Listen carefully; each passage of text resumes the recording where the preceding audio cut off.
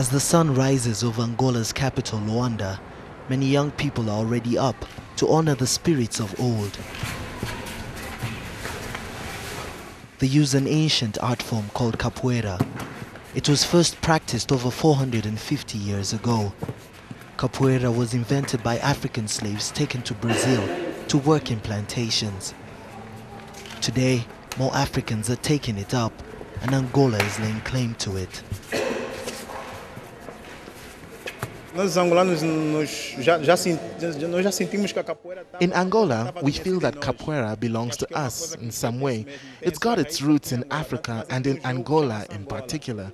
For example, there's a style of capoeira called Capoeira Angola, and our country is Angola.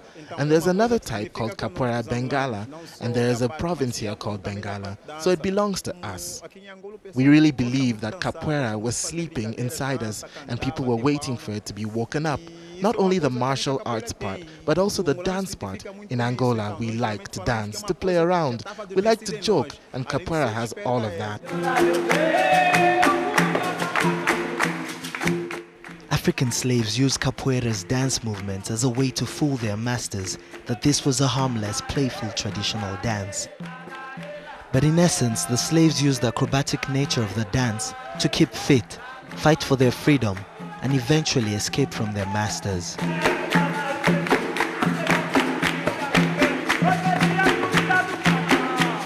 When the slave owners realized this, they banned capoeira. Anyone caught practicing it received the death penalty. For almost 400 years, African captives taught and practiced capoeira in secret. It was not until the 1930s that it became legal.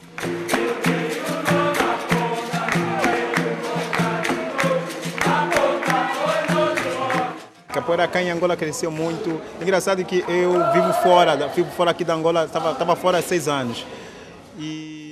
Capoeira has definitely grown here.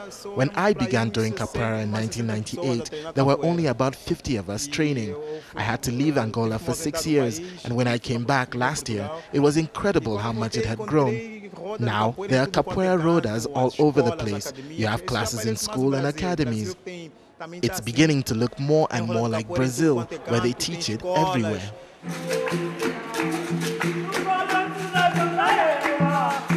Music is used to keep the rhythm of the players. As they move to the beat, the song can either intensify or calm the levels of interaction.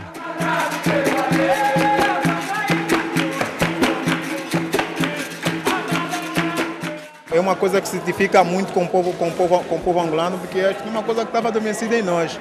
Por isso é que nós temos a facilidade. The instrument we play when dancing is an Angolan instrument called the hongo. It was the same instrument the slaves took with them to Brazil. In capoeira, it's called the berimbau, and we believe that there is no circle of capoeira without a berimbau. The berimbau is made out of a long bow, attached to a calabash with a vibrating string. 2 players try and show their mastery inside the roda, a circle of onlookers singing and playing instruments.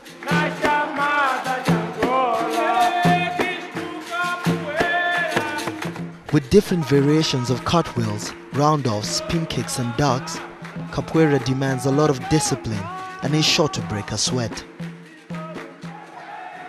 Though it's physically demanding and requires a great deal of concentration, the capoeira craze is catching on with the very young as well.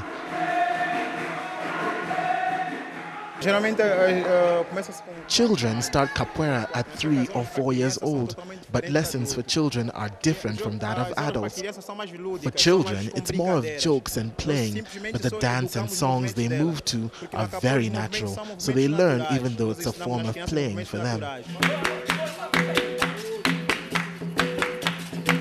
As capoeira fights for its place amongst the continent's wealth of art and dance forms, these Angolans are determined and are keeping the rhythm going, hoping that soon, no matter where you go on the continent, you'll be sure to catch the sound of the capoeira beat.